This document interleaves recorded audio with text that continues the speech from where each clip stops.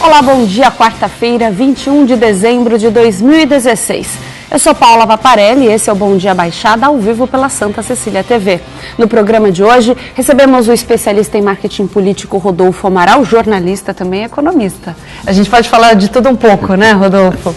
Bom dia, obrigado pela sua presença. Bom dia, é uma satisfação estar mais uma vez no Bom Dia Baixada discutindo os assuntos regionais e nacionais também. E também o coordenador do PROCON, Rafael Quaresma. Obrigado pela presença mais uma vez. Rafael já é de casa. Rafael, hoje eu estou em casa, me sentindo completamente... Trouxe a chave hoje. Trouxe a chave. Fecho o estúdio. Bom dia a todos. Um prazer participar. Bom, vamos então às notícias do dia. A Câmara dos Deputados aprovou nesta terça-feira, por 296 votos a 12, o projeto que renegocia dívidas dos estados e do Distrito Federal com a União. A votação representou uma derrota à equipe econômica de Michel Temer. A proposta aprovada, que agora vai à sanção presidencial, aumenta em até 20 anos o prazo para o pagamento de dívidas. Aos estados que enfrentam crises financeiras mais graves, como Rio de Janeiro, Minas Gerais e Rio Grande do Sul, o texto diz que o pagamento das dívidas pode ser suspenso por até 3 anos. À noite, o Ministério da Fazenda divulgou uma nota no qual informou que só vai aprovar os planos de renegociação de dívidas que sejam viáveis para o equilíbrio das contas. Aí eu pergunto para os nossos entrevistados, vocês acreditam que Michel Temer e os governantes possuem estabilidade política para conseguir sanar essa crise econômica? Bom dia, como é que a gente começa? É assim que a gente começa o programa, né, Rodolfo? Eu já vi esse filme antes.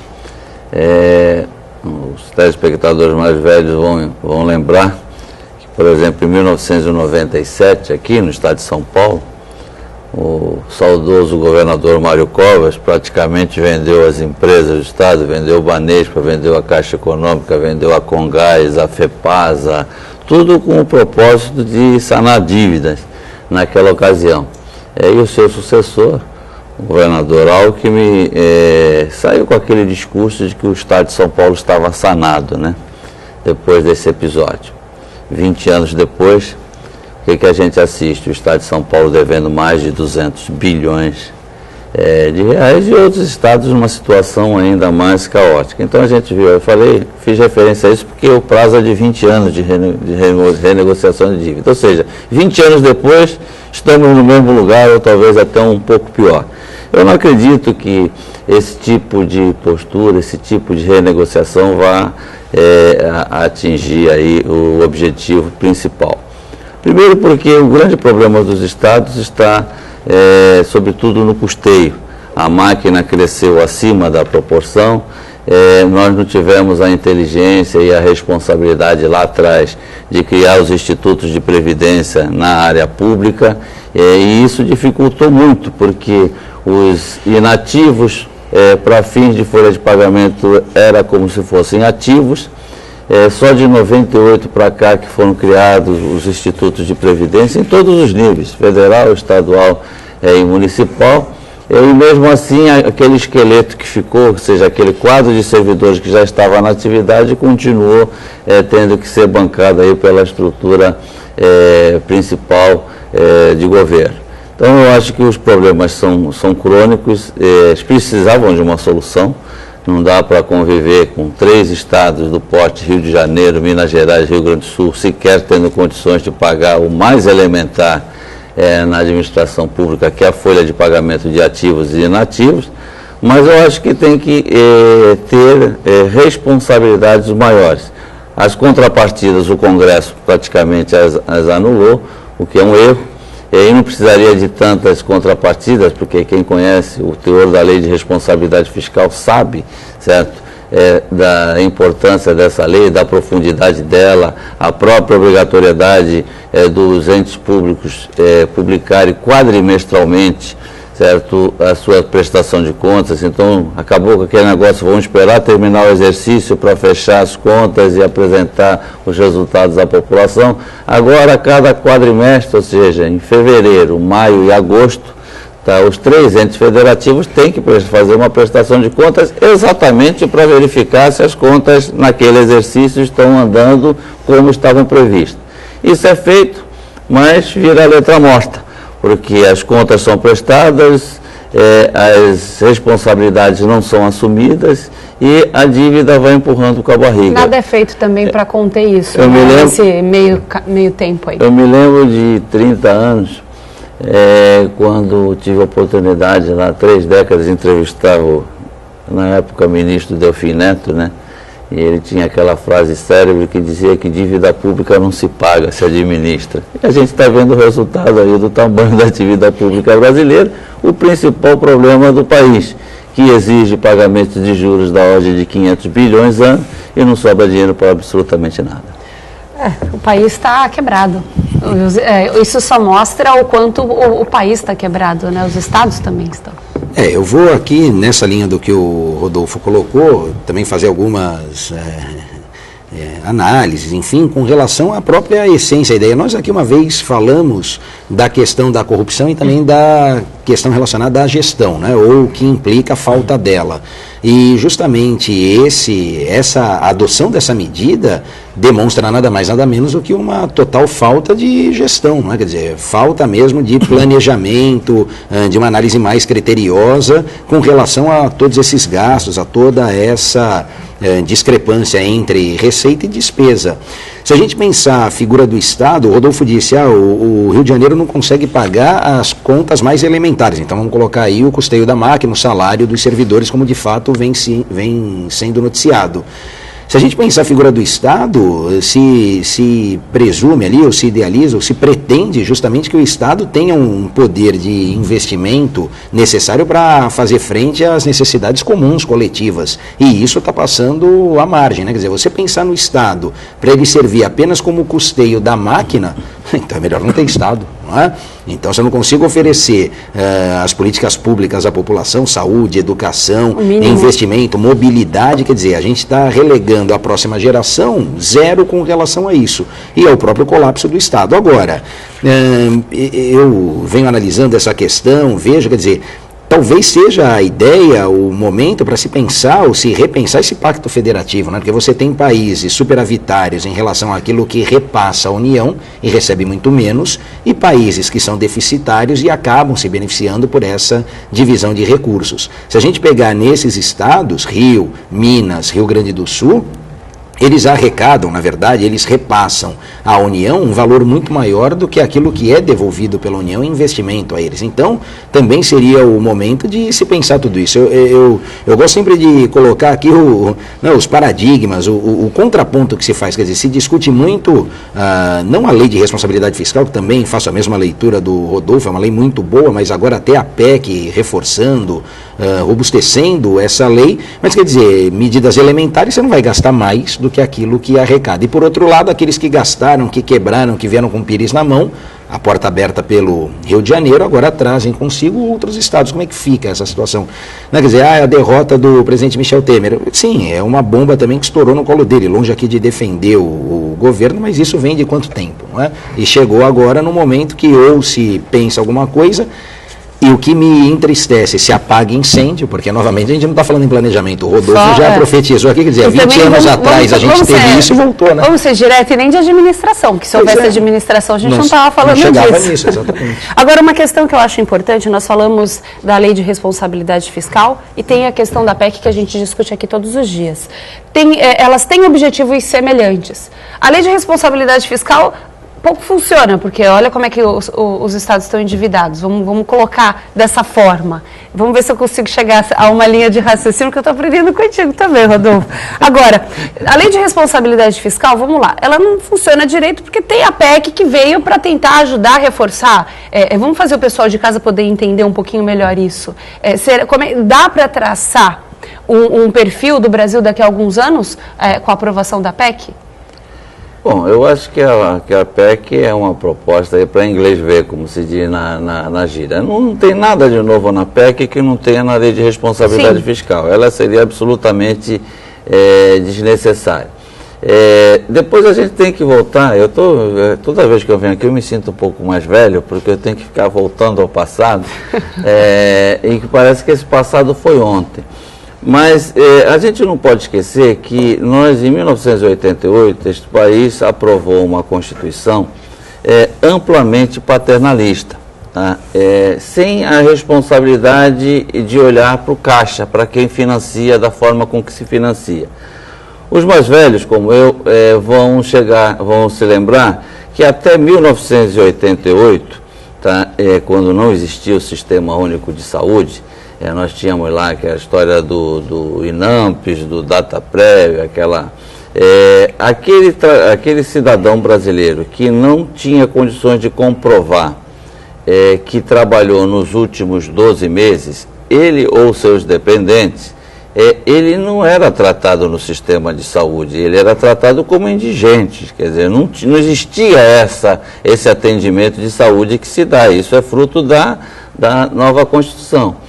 Mas não foi só isso, não foi só abrigar aqueles que não contribuem dentro do sistema de saúde. Eu sei que as pessoas vão falar, bom, isso é um absurdo, mas até 1988 acontecia assim, a gente precisa se reportar à época. Além disso, o conceito de previdência social foi ampliado para o de seguridade social.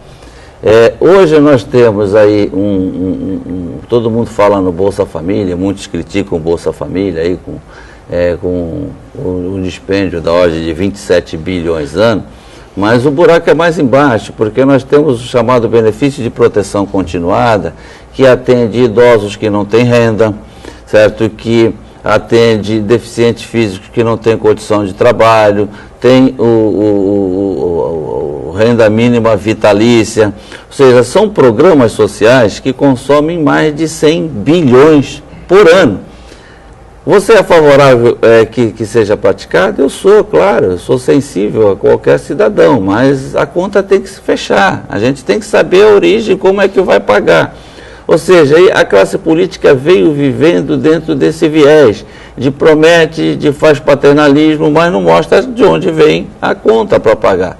Tá? Eu gostaria também de ter um dia a dia mais flexível em casa, mas ou eu limito aquilo que eu ganho, ou então vou no cheque especial, ou você vai no cartão de crédito, uma hora a conta vem. E quando você não tem dinheiro para pagar, a conta rola, e ela vai crescendo, chega uma hora que você está tão endividado que não sabe mais o que fazer. É o caso do brasileiro, né? Do governo brasileiro nos seus diferentes níveis. Então, se nós não queremos entrar em xeque com os chamados programas sociais, lá em 1966 foi criado, por exemplo, o Fundo de Garantia por Tempo de Serviço, que não foi, muita gente precisa olhar um pouco a história, o Fundo de Garantia não foi criado para proteger o trabalhador. O Fundo de Garantia foi criado para financiar o BNH, que tinha sido criado 2 anos atrás e precisava de uma fonte de financiamento para habitação. Aí criou-se o Fundo de Garantia por Tempo de Serviço. Mas depois, qual era a ideia do Fundo de Garantia? Era exatamente, o nome já diz, é Fundo de Garantia. Se você perdesse o emprego, você tinha aquela renda para socorrer. Hoje nós temos o Fundo de Garantia e temos o seguro-desemprego, certo? Que são mais 40 bilhões por ano. Quer dizer, então, como é que nós vamos ficar conciliando esses benefícios? Então, vamos encarar a história do imposto sobre fortunas, certo? Vamos buscar fontes de arrecadação. Porque senão fica, na verdade, aí os entes federativos, União, Estados e Municípios, exatamente medindo de quem é a responsabilidade na hora da assistência à sociedade. Bom, tivemos uma aula aqui, né? Eu vou nessa linha, quer dizer, eu penso só o seguinte, ao invés de se preocupar até com o aumento de arrecadação, era o caso de se pensar mesmo num gasto melhor, mais qualificado, né? Quer dizer, realmente enxugar gastos. Me parece que já passamos da hora disso, né? Quer dizer, o cobertor lá criado pela Constituição, ele é curto, né? Porque ela, como Constituição Cidadã, que é carinhosamente chamada, ela cria uma série de direitos, ela traz uma série de garantias, mas na verdade instituir, colocar todos esses direitos em prática custa dinheiro e custa muito dinheiro. E aí, na verdade, como disse o Rodolfo também, a conta não fecha, né? Quer dizer, ao invés, me parece que chegou a hora que ao invés de se pensar em novas fontes de arrecadação, em novas receitas, com o que tem, se gerenciar melhor, né? Quer dizer, fazer com que a máquina seja mais eficiente, já que esse é um dos princípios da Constituição também, lá no artigo 37, nesse ponto foi um gol de placa lá que o legislador constituinte marcou, quer dizer, é importante que minimamente a iniciativa pública se paute pela iniciativa privada, tenha eficiência, busque eficiência, e nesse aspecto, vamos trazer para o nosso cenário, né? Quer dizer, se eu gasto no mês alguma coisa que não tem fim, eu posso gastar à vontade, porque eu sei que fechando ou não a conta, a coisa segue. Me parece que essa mentalidade que norteia lá os nossos dirigentes, não é? Sobretudo no plano federal, porque parece que se gasta sem saber que tem um limite, que tem fim. Quer dizer, é como se, sei lá, a Casa da Moeda vai imprimindo papel, vai jogando dinheiro no mercado, gerando inflação, enfim, a coisa não tem parâmetro. O que o Estado produz, Paula? O Estado ele não produz absolutamente nada, né? Se você pegar as empresas, as indústrias, enfim, elas têm ali o seu insumo, elas têm ali a sua atividade principal. O Estado arrecada, gerencia para fazer essas políticas públicas. A gente falou no bloco anterior que não tem, na manchete anterior, que não tem poder de investimento. Quer dizer, é alguma coisa que realmente me parece que não dá para sustentar. Então, pensar nesse cenário com uma gestão mais eficiente. A discussão inicial era a lei de responsabilidade fiscal, PEC, a lei de responsabilidade fiscal no papel, como tantas outras leis, ela é muito boa. Não é? Agora, precisa também a ela se dar uma maior eficiência, credibilidade. Não adianta a lei determinar algumas medidas e essas medidas não serem efetivamente implementadas, colocadas em prática. Exatamente, era o que eu ia falar aqui, para a gente concluir esse assunto nesse bloco, chamar um intervalo comercial, mas para concluir, a verdade é essa, não adianta ter leis e elas não serem realmente praticadas, não é isso, Rodolfo? E são leis, e o que a gente está falando envolve direitos de pessoas. Porque eu podia chegar aqui para você e falar o seguinte, já fiz o meu orçamento para 2017, tá? E eu estou vendo aqui que eu vou começar o ano com um rombo de R$200 mil, porque eu vou comprar uma BMW agora no final do ano, certo? E essa que é natural. O governo está vai iniciar 2017 já admitindo que o orçamento de 2017 tem um rombo de 160 bi. Como o Rio de Janeiro colocou ontem, isso aí foi divulgado na mídia. Rio de Janeiro já começa o ano completamente endividado. O ministro do Supremo Tribunal Federal, Celso de Mello, pediu à Câmara dos Deputados que se manifeste sobre uma ação movida pelo Partido Solidariedade para barrar uma eventual reeleição do deputado Rodrigo Maia à presidência da Câmara. Mello, relator do processo, também decidiu enviar o caso para julgamento definitivo pelo plenário do STF, que volta somente em fevereiro de 2017. Portanto, não haverá decisão antes da eleição para a mesa da Câmara. O ministro deve ouvir a Advocacia Geral da União e Procuradoria-Geral da República sobre o assunto. O Partido Solidariedade argumentou que a Constituição proíbe a reeleição para o cargo na mesma legislatura. Isso já se questiona faz tempo e ainda assim ele continua a se articular pela disputa do cargo. Como é que vocês analisam essa força de Rodrigo Maia na Câmara, Rodolfo? Basta ter parceiro. Na verdade é que a gente chega à conclusão do seguinte, que político não desiste nunca. Ele vai até o último segundo. E sempre assume prometendo que não quer reeleição. Isso vai acontecer com o Temer também. Será que ele vai ser candidato? Quando chegar próximo, aí a mosquinha dá uma mordida nele, ele fala, não, porque é em nome da nação, certo? O povo está pedindo, é sempre assim, né? Na Câmara dos Deputados são os meus pares que estão pedindo, ou seja, só reclama da panela quem não está dentro dela, né? Então fica mais ou menos aquele negócio, ninguém quer perder o status quo. Quem tem a máquina na mão tem uma estrutura mais fácil de cooptar aí adeptos, é o que está ocorrendo lá. Eu acho que eles acabam prestando um desserviço, né, à sociedade. Até porque se eles são um grupo, certo? Não é possível que num grupo só exista um competente, né? Sim. Tá? O revezamento aí deveria ser saudável e natural. Mas vamos aguardar o processo, se a legislação é clara e objetiva, tá? Que se utilize os meios legais. Concorda, Rafael? Eu concordo, né? Eu gostei O problema é utilizar os meios legais, porque eles vão tentar de tudo. Não, eu gostei só não estar na panela, só reclama da panela quem não está dentro dela. Quem não está dentro dela, é verdade. Essa é a ideia do sistema. A gente quer mudar o sistema ou a gente quer entrar para o sistema? Não é? Também é a pergunta que se coloca. Quem entrou já quer mudar. Então o processo segue. Essa é a ideia, porque a gente fala tanto, né? Só pegando o gancho, de corrupção, disso e daquilo, tá ok, mas a gente quer romper com esse sistema, a gente quer fazer parte dele, né? Quer fazer parte do sistema. Algumas observações aqui, só também para auxiliar, enfim, orientar aí o telespectador ou forçar a reflexão do nosso telespectador. Me parece que aquele episódio e a rusga que deu entre Marco Aurélio Mello e Renan Calheiros, né, naquela decisão monocrática, já surtiu efeito, porque o ministro Celso de Mello, comedido, prudente que não decidiu monocraticamente, não tem só a decisão dele, quer dizer, dividiu essa batata quente com o plenário do Supremo, que agora em recesso só volta mesmo em fevereiro. E aí, em linhas oblíquas, aí o que ele disse? Ele está esvaziando a discussão, porque lá em fevereiro, quando for pautado isso, quando for decidido pelo plenário do Supremo, já ocorreu a eleição, enfim. Com relação à eleição propriamente dita, essa questão, né, tergiversando ali Supremo, Legislativo, etc., me parece, na essência, já que a ideia da Constituição é que os poderes são harmônicos, independentes entre si, que quanto menos o Supremo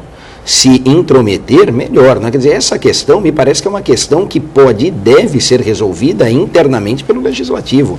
Ninguém melhor do que o Legislativo para encontrar essa solução, resolver essa questão, não precisa necessariamente judicializar a questão. Agora, como tudo, de alguns anos para cá, bate às portas do Judiciário, né? Então, como tudo é resolvido pelo Judiciário, muitos temas espinhosos pelo Supremo, já dissemos aqui também, como se o Supremo tivesse uma varinha de condão, uma bola mágica ali que apontasse resposta para todas as perguntas, né? Solução para todos os males, estão longe disso. Mas, enfim, essa é a ideia. E aí um outro aspecto, e aí eu sempre falo, né, quer dizer, o que o direito acaba fascinando realmente, e é fascinante por isso, porque você faz as interpretações em relação ao regimento, né? Ele fala da reeleição, ou proíbe a reeleição, mas faz essa relação com o mandato cumprido, o exercício do mandato de 2 anos, coisa que o Rodrigo Maia também não teve, porque ele sucedeu com o afastamento, então, presidente Eduardo Cunha. A famosa brecha. Na verdade, a brecha que gera essa interpretação. Bom, não tem reeleição, ok, mas a reeleição pressupõe, porque o regimento fala em 2 anos, então é bom também que se coloque tudo às claras, não é? É muito mais fácil se manobrar ali no bom sentido para que se esclareça o regimento, faça a adequação, alteração do regimento, ou se legitime a reeleição, porque também me parece, não que eu defenda, e não é esse o ponto, menos aqui a minha opinião, mas mais essa reflexão, se há reeleição nos outros órgãos, né, para as outras esferas, no Executivo, por exemplo, já é largamente praticado no Legislativo, os deputados são deputados há quanto tempo, há quantos mandatos, muitos deles, não é? Por que não se instituir e não se institucionalizar essa reeleição para a mesa diretora, para a presidência da Câmara, se for o caso, já que eu tenho essa possibilidade? Agora, esclarecer, e aí também, para fechar, quanto tudo isso interessa à agenda do Brasil. Ou a nossa agenda aqui, a agenda do brasileiro. Porque se nem o Supremo quer pôr a mão, quer dizer, imagina, isso na nossa agenda de prioridades não aparece, né? Nem em 10º lugar estaria. Então, também é uma questão que o momento não conspira a favor, aí joga contra, me parece, não é? E com relação ao Rodrigo Maia, vamos falar aqui a verdade, né? A César o que é de César, ele como presidente da Câmara, também não estou defendendo, não tenho procuração de falar em nome de ninguém lá, mas na função de presidente da Câmara, numa linha aqui muito afinada com o Planalto, ele pautou e colocou em votação e conseguiu aprovar medidas de interesse do governo, né? E essa interlocução também do presidente Michel Temer, que pode ter um desgaste bastante grande com a população, ele sabe conduzir, sabe lidar com o Congresso, com a Câmara e o Senado, bem diferente do que a presidente Dilma vinha fazendo, motivo de todo aquele desgaste que ela sofreu. Bom, definitivamente, ele é bem articulado. É bem articulado, sem dúvida. Isso aí a gente não pode negar. Sabe usar o poder. Paula, não sei se esse é o único requisito, mas que ele tem esse requisito. Não estou elogiando, não. A gente só está constatando. Exatamente. Não é um elogio, não entendam como elogio, exatamente. Mas ele é bem articulado e está correndo atrás dos interesses dele. Isso também preocupa, que é o outro lado. Talvez dos interesses dele. Agora a gente tem que pensar como um todo, que é o que a gente sempre tenta colocar aqui no programa. A gente tem que pensar com interesse na nação, principalmente diante dessa crise. Vamos seguir aqui com o programa. Michel Temer disse nessa terça-feira que valeu a pena o governo realizar uma reforma no ensino médio por meio de uma medida provisória. A declaração foi dada no Palácio do Planalto durante um evento que anunciou a liberação de 850 milhões de reais para o ensino técnico e de escolas em tempo de período integral. A medida provisória que estabeleceu a mudança no ensino médio foi editada por Temer em setembro deste ano. Após ser publicada no Diário Oficial da União, passou a ter força de lei, mas para se tornar definitiva, precisa ser aprovada pelo Congresso Nacional em até 4 meses. O texto já passou na Câmara e agora está em análise no Senado Federal. Mas vale lembrar que o Procurador-Geral da República, Rodrigo Janot, enviou um parecer ao Supremo Tribunal Federal no início dessa semana, no qual diz que a medida provisória que estabelece uma reforma no ensino médio é inconstitucional. Aí eu pergunto, e tento imaginar com a cabeça do nosso telespectador, será que dá para alguém, para o carro que eu quero descer, quero entender essa história toda? Um fala que valeu a pena, no dia seguinte, que um dia antes, se fala que é inconstitucional. Então, assim, por favor, Rodolfo, me ajuda a gente a entender essa história toda. Eu acho que essa discussão do ensino, ela é muito mais profunda do que se tenta colocar. Começou-se com aquele negócio, vai ter uma carga maior ou menor desta ou daquela disciplina, tá? Como se o ensino se resumisse a isso. A verdade desse país é que quando o estudante chega no ensino médio, ele já vem com tantas distorções, certo, das fases anteriores, que a imensa maioria deles são irrecuperáveis do ponto de vista intelectual. Certo? São aqueles alunos que chegaram, por exemplo, na 8ª, na 9ª série do ensino fundamental sem conseguir interpretar um texto. Quer dizer, o analfabeto funcional. Então, como é que vai, o que vai se fazer com um cidadão desse? Tá? Vai se oferecer um ensino médio e vai se discutir se ele vai ter filosofia, se ele vai ter sociologia, se ele vai ter esse tipo de disciplina. Eu acho que o buraco é mais embaixo. Depois você leu aí sobre um financiamento de 850 milhões, tá? Para o ensino médio. Bom, vamos ver o seguinte, o ensino, a educação básica que vai da creche ao ensino médio, hoje consome no Brasil, através do Fundeb, 150 bilhões de reais. Desta conta, o governo federal entra com 7%. Tá? Então é absolutamente nada. O restante vem de estados e municípios. Aí o governo federal quer legislar sobre um ensino que não está sob a sua alçada. O governo federal, até constitucionalmente, é responsável pelo ensino superior, que vai muito mal também, obrigado. Então, eu acho que essas discussões, elas têm, eu acho que avançou lá atrás, nós avançamos, nós tivemos uma proposta quando foi criado em 1996 e praticado a partir de 98 o tal do Fundef, que propunha-se municipalizar o ensino fundamental em 10 anos, ou seja, de 98 a 2006 tinha que estar o ensino fundamental todo municipalizado e ficando o ensino médio com os estados e o federal, o universitário com o governo federal. Já quando foi feita essa medida, já percebeu que só caminhamos até a metade, não foi possível municipalizar o ensino fundamental plenamente. Tá? Aí veio o governo Lula, após esses 10 anos, em 2007 criou o Fundeb, que financia agora da creche ao ensino médio. Mas ainda é muito pouco o que se financia. Então nós temos contradições enormes dentro do ensino público brasileiro. Eu acho que também foi mais uma coisa, porque todo ministro que entra, e dessa vez não foi diferente, eu vou fazer uma reforma. Quando ministro na área financeira, diz que quer fazer uma reforma fiscal. Todo mundo quer reforma. Quando é na área educacional, quer fazer uma reforma no ensino. Ou seja, cada um tem aquilo que está na sua cabeça, e ele acha que aquilo que está na sua cabeça serve para o Brasil.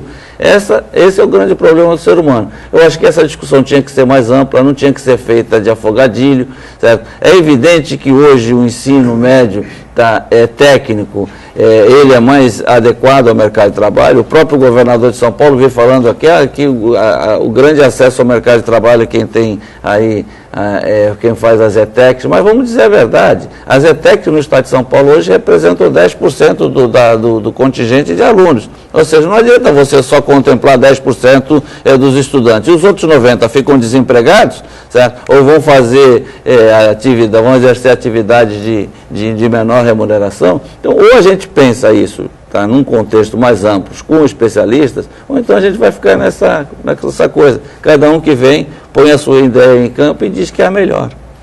Rapidamente, Rafael Quaresma. Rapidamente não, tem muita coisa aqui para falar também. Vamos lá. Mas, bom, novamente aqui a questão do STF, né? Olha lá, já falaram que o STF uma briga, será chamado... de poder, um quer chamar mais atenção que o outro. É engraçado porque eu li, foi até o filósofo lá, eu gosto muito dele, o Cortella, ele falou assim, bom, hoje pode ser que a população não saiba quem são os 5 jogadores da seleção brasileira, mas no nome de 5 ministros do Supremo, a população sabe, o que de certa forma até é interessante. Com relação, o presidente aqui, Michel Temer, foi bastante... inteligente, perspicaz, como constitucionalista que é, para antecipar, na verdade já mandou essa mensagem velada, digamos assim, ao Congresso, não é? Antecipando eventual discussão que vai ter lá, obviamente, acerca justamente da constitucionalidade ou não. E aí, humildemente, na minha análise aqui, né, e contribuindo para essa reflexão, é só a gente pegar o artigo 62 da Constituição. O artigo 62 da Constituição institui a medida provisória, que sucedeu o decreto-lei, né? Então, até 88 era o decreto-lei, um ato misto entre executivo e legislativo, e agora a medida provisória, que já foi alterada, atualizada, vamos dizer assim, por força de uma emenda constitucional de 2001, haja vista a utilização desenfreada desse instituto. Se criou a medida provisória para um fim e, na prática, se utiliza para todas as outras funções aqui, finalidades, do que aquela prevista em lei. Qual é a finalidade prevista na Constituição? Necessidade e urgência, né? Então, em tese, a medida provisória só poderia ser utilizada se houvesse necessidade e aquele tema fosse urgente. Necessidade e urgência sob o ponto de vista do quê? Do interesse público, não é? Então, pensar numa mudança, numa reforma, numa alteração por força de medida provisória é um tanto quanto atabalhoada, que é a ideia. E mais, Paula, rapidinho para fechar. A medida provisória, ela nasce com força de lei, mas ela não é lei. Você falou aqui, e corretamente, quer dizer, depois de 120 dias, a Constituição fala 60 mais 60 dias, né? Você falou 4 meses, então seriam esses 120 dias, mas veja só que interessante, se o Congresso, Câmara e Senado rejeitarem a medida provisória, como se essa lei não tivesse existido, e aí como é que fica? Alterações feitas, mudanças implementadas, então um tema como esse tinha que seguir a regra geral, né? Quer dizer, projeto de lei, discussão nas comissões, pautar, enfim, não inverter, colocar algo que é urgente, que talvez não seja, porque se não aconteceu até agora, não seria por medida provisória que a gente mudaria, ainda mais em curso de ano letivo, etc. e tal. Tudo isso tinha que ter sido pensado. E, no entanto, se a medida provisória não for confirmada, convertida em lei, ela deixa de existir no mundo jurídico. Como é que fica tudo isso? É uma situação bastante complicada, que tem várias formas de se analisar, né? Até porque, diante dessa crise toda, sinceramente, a gente consegue parar e pensar na reforma educacional, como ela deve ser pensada, com a atenção que deve ser pensada diante de todo esse cenário, é até complicado, né? A situação de São Vicente só se agrava. Em assembleia realizada na noite dessa terça-feira, os servidores públicos da cidade decretaram greve geral por atraso no 13º. A categoria deve se concentrar em frente à prefeitura hoje de manhã. A decisão foi tomada devido ao descumprimento de uma promessa do governo que o acerto salarial sairia no começo dessa semana. Em nota, a prefeitura afirmou que a parcela do 13º será paga até o próximo dia 29, de acordo com a arrecadação municipal. São Vicente enfrenta constantes problemas financeiros. Como é que vocês analisam a atual situação do município, Rafael? Eu analiso de forma muito cética aqui, não é? Bem catastrófica, não está fácil não. Agora, me chama a atenção a questão relacionada ao pagamento mediante arrecadação. Ou seja, se não tiver arrecadação, ou se a arrecadação não for suficiente, eu simplesmente não pago o salário do servidor. Voltamos agora sim ao primeiro bloco, àquela ideia de falta de gestão de planejamento, em 2 aspectos. Primeiro, realmente, na acepção da palavra, de se planejar efetivamente o cumprimento àquilo que é dever legal, que é obrigação, né? Então, primeiro aspecto. O segundo, de se dar transparência a essa possível falta de pagamento previamente, né? Quer dizer, e não se fazer como me parece que foi feito, de se prometer algo sabidamente não cumprido, já, né, em relação à semana anterior, motivo pela paralisação dos servidores, e nada se falar nesse sentido, quer dizer, esperar acontecer para depois se chegar a uma outra solução, ou tentar se buscar uma outra solução. Então, nesses dois aspectos eu analisaria e trataria a questão. Primeiro, com relação a essa necessidade de gestão, e segundo, com a transparência necessária que merece o servidor, não é? Quer dizer, se há esse problema, seja pela falta de arrecadação, seja por uma série de outras variáveis que aconteceram, o ano não está fácil para ninguém, mas que isso fosse amplamente divulgado e explicado ao servidor. Vai resolver a vida do servidor? Claro que não, porque o que ele quer merecidamente é o que lhe é devido por direito, né? Seja o salário, seja o 13º, enfim, as verbas a que faz jus. Agora, é melhor que haja essa transparência do que promessas, quando feitas sabidamente, que não serão cumpridas. E outra, a gestão está acabando, né? Quer dizer, a promessa do prefeito vale quanto e como. Então, esse ponto aí que me parece deve também ser sopesado, aí, ser analisado pelos envolvidos. Acho que aí não é nem questão de lei de responsabilidade fiscal, mas é uma lei, é uma responsabilidade do que você se propõe a ser prefeito daquela cidade, é você planejar e saber gerenciar isso. E veja, imprevistos acontecem, há mesmo algumas dificuldades que não são pensadas inicialmente, ou ainda que pensadas, não são dimensionadas corretamente. Ok, todo mundo sabe que isso pode de fato acontecer. Agora, é importante que haja essa transparência, esse diálogo franco com a população, mínimo, né? Ou com o servidor. É o mínimo que se espera. Rodolfo. Bom, eu fico bem à vontade para falar sobre isso, mas tem que voltar 20 anos novamente. Porque parece que às vezes as pessoas não têm memória. Aqui em Santos, em 97, quando eu assumi a Secretaria de Finanças, o meu primeiro ato foi ter que viabilizar o pagamento de 2 folhas atrasadas, mais o 13º do servidor. Ou seja, em janeiro de 97, nós pagamos 3 folhas de pagamento, tá, na Prefeitura de Santos naquela ocasião. Porque além de atrasar essas 3 folhas, 2 folhas e mais o 13º, o então governo do saudoso Davi Capistrano ainda antecipou o IPTU de 97 e em 96, o que se ele fizesse hoje seria preso, porque hoje a legislação, certo? Na época já proibia, mas não eram tão claras, agora é absolutamente clara.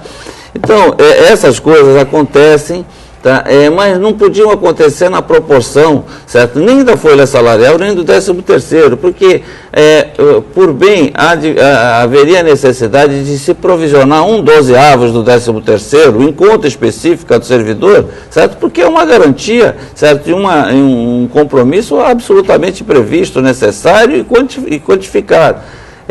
Hoje os prefeitos estão dizendo assim, mas nós já antecipamos metade em junho. Não importa que antecipou metade, melhor ainda, porque se já antecipou, só tem a outra metade de pagar. É algo absolutamente previsível. Se atrasasse isso, mas não tivesse feito nenhum outro investimento, aí você falava, é crise. Agora, o que não dá é eu pegar o dinheiro do servidor aqui, certo? Quer dizer, o básico, e ficar fazendo investimento e gastando, e depois falar, agora eu paguei isso aqui, eu não tenho para...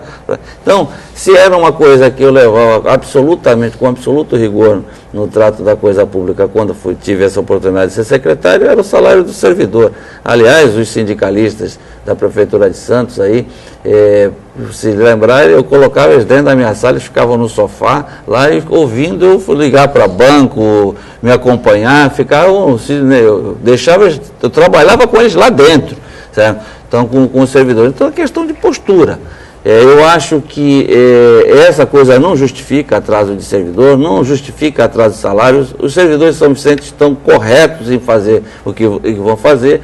Agora, é preciso que se diga o seguinte, daqui a 10 dias assume um novo governo, sim. Daqui a 11 dias assume um novo governo.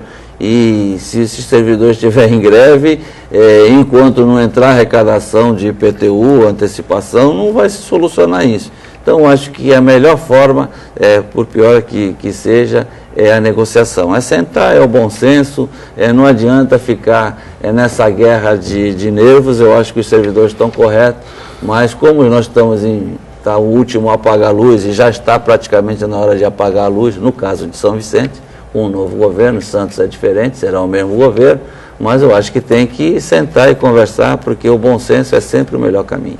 Bom, servidores não recebem o 13º salário, eles não vão ao comércio fazer as suas compras de Natal, e aí sobra, vamos mudar rapidamente aqui, a gente tem 8 minutos para falar sobre a questão do PROCON, Rafael.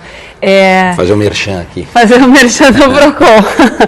Vamos falar, essa crise econômica, ela afetou diretamente o comércio, como é que está a situação, como é que o PROCON está encarando isso?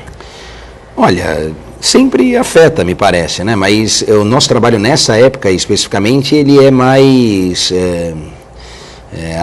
preterido, aqui atrasado, no sentido de que nós vamos começar a receber essas demandas de final de ano mesmo em janeiro. Agora, sim, o que a gente tem recebido muito, e já é uma tradição, digamos assim, pelo menos nos anos anteriores, ou desde 2013 que eu estou lá à frente do PROCON, é um esclarecimento de dúvidas, né? Então, há sim, bastante contato, seja pelo Disque Consumidor, não só de consumidores, mas também de comerciantes, pequenos comerciantes que querem esclarecer alguns pontos, até porque muitas das vezes a informação que chega a eles não é verdadeiramente ou necessariamente a mais adequada. Rapidamente, só para contextualizar e aproveitar, né, você disse, mas a gente sempre vai falar a mesma coisa do PROCON, então vamos mudar, sim, aqui um pouquinho, por favor, o foco, não só a questão de troca, de preço, etc., mas falando do preço, tem uma questão que me parece bastante interessante, já fica aqui também para a reflexão do telespectador, que é uma possível mudança com relação a tudo aquilo que se pregou desde sempre, né? Desde que eu comecei a estudar Direito do Consumidor, o Código é de 90, mas enfim, lá final da década de 90, início dos anos 2000, que nós nos debruçamos realmente sobre essa matéria. O que se prega lá pelo artigo 39 é que o preço é único, o preço é um só, o preço à vista não pode sofrer diferenciação, distinção, sobretudo pela modalidade de pagamento escolhida pelo consumidor. E o que o governo atual, o presidente Michel Temer, vem acenando, pregando, e provavelmente por força de medida provisória, né? Logo isso vai mesmo para o Congresso, é permitir essa distinção. Pontos positivos e negativos, rapidamente também. Positivo, que vai permitir ao consumidor, em tese mesmo, né? Lembrando aqui do João Mirbetting, que na prática a teoria é outra, não é isso? Então, em tese, bons negócios ao consumidor, que ele vai, se optar pelo pagamento em dinheiro, papel moeda, espécie, conseguir preços melhores. Será que é isso? A ideia é essa. Se vai acontecer ou não, a gente vai ver. O relógio custa R$100, se eu pagar no crédito ele vai para 110, e se eu pagar em dinheiro continua sendo 100. Não tive desconto nenhum, prejudiquei e penalizei o consumidor. O ponto talvez negativo é de que ao longo desses anos, sobretudo na última década, ou desde o início do governo Lula, o que se incentivou em larga escala foi mesmo o pagamento através de cartão de crédito, se disseminou o cartão de crédito. Então, se cria esse hábito e, de repente, você muda com possíveis prejuízos a essa gama de consumidores. É uma equação cujo resultado a gente ainda não sabe, não tem como antever. É aguardar, esperar, ver, enfim, pode ser que renda bons frutos. Pode ser que o Sistema Nacional de Defesa do Consumidor, formado pela Senacom, PROCONs estaduais e municipais, acabem aí intervindo ou fazendo as suas ponderações para mitigar eventualmente esses impactos. O importante é ressaltar também que o PROCON ele faz um trabalho antes e depois dessas datas, né? Então vocês fizeram uma força-tarefa no começo do mês agora. A gente fez, inclusive, inovando com uma palestra, uma troca de ideias, uma conversa com os representantes dos lojistas, a Câmara de Dirigentes Lojistas participou conosco, na verdade nós participamos com ela, não é, para conscientizar, porque muito se fala da multa, a multa é o último instrumento que nós temos. Já é o pós. E não é, na verdade, o que a gente quer ali fazer. Isso é planejamento e administração, então, como a gente fala que os políticos não fazem. Minimamente, ali um pouquinho a gente tenta, mas na verdade qual é a ideia? É conscientizar previamente e resolver. Se você entrar lá no site do PROCON Santos, a missão está harmonizar as relações de consumo. Então, harmonizar as relações de consumo é colocar na mesma balança interesses de ambas as partes, aí, do consumidor e do fornecedor. Para a gente finalizar, Rafael, passa para o pessoal de casa os contatos que são importantes do PROCON. Olha, nós estamos trabalhando normalmente essa semana, a próxima, enfim, com o efetivo normal do PROCON, o Disque Consumidor, uma ligação gratuita que está à disposição do consumidor, também do comerciante, enfim, de Santos e também de outras regiões, porque a gente acaba atendendo outros municípios, é o 0800 779 0151, e os canais de atendimento virtuais, o site do PROCON Santos, pela página da Prefeitura você já acessa o PROCON. ou então o aplicativo, baixe no seu smartphone, tá na Google Play Store, na Apple Play Store, o aplicativo, o app do Procon Santos, você consegue esclarecer dúvidas, registrar as reclamações, isso continua sendo inédito ainda, e também enviar denúncias para a fiscalização, inclusive anexando 3 imagens, se for essa necessidade do consumidor. E, lógico, o atendimento físico presencial no Poupa Tempo, com a equipe do Hermínio e com toda a equipe de atendentes lá do Procon, alocado no Poupa Tempo de Santos, na João Pessoa 246. Bom, o que não falta é informação, né? Estamos tem aí. A questão do ponto físico, que é no Poupa Tempo. Tem um telefone que é o 0800, repete rapidamente. 779-0151, ligação gratuita de segunda a sexta, das 8 às 17 horas. Também tem a questão mais moderna, que é o site, e principalmente o aplicativo. O aplicativo que é a proteção na palma da mão do consumidor. Esse é o slogan lá que a gente batizou o app. Bom, conseguimos falar informações diferentes, então não é aquele mais do mesmo, do né? próximo a gente fala da ANAC, vamos ver que até lá a gente vai ter essa então, resolução. Já está convidado, você já é de casa, traga a chave, por favor, que pode entrar e eu não esperar. tenho férias, eu não vou ter férias, então vamos lá. Rodolfo, obrigado pela sua presença aqui no programa, agradeço, sempre contribuindo, sempre com alguns dados que eu não sei como é que funciona a tua cabeça, que guarda tanta informação. Eu que agradeço mais uma vez, vou fazer as minhas compras, vou comprar aquela BMW, se entregarem um produto errado eu vou reclamar. Por favor. Vamos lá. Mas eu queria, sendo aqui provavelmente o último programa antes do Natal, desejar a todos um bom Natal, inclusive o pessoal da toda a equipe aqui, e que nós tenhamos aí um 2017 bem melhor. Vamos ser otimistas, porque o povo brasileiro tem esse lado também, a gente supera essas adversidades. O bom é que o povo brasileiro é otimista. O bom é que o povo brasileiro é otimista. Ajuda, né? Ajuda um pouco. Rafael, obrigado pela sua presença e trazer sempre informações diferentes aqui pra gente. Um contraponto, não só no setor político, mas também do Procon. Eu que agradeço, sempre um prazer participar. Também faço coro aqui as palavras do Rodolfo, deixo meus votos de Feliz Natal aos telespectadores, a você, toda a equipe. Sempre uma satisfação, uma alegria muito grande participar, trocar essas experiências com o pessoal de casa. O importante é que vocês já tenham a chave de casa, então para o ano que vem vocês continuam aqui com a gente, levando sempre informação de qualidade para você. O programa de hoje reprisa às 5 horas da tarde e eu te espero amanhã às 8 horas da manhã. Até lá!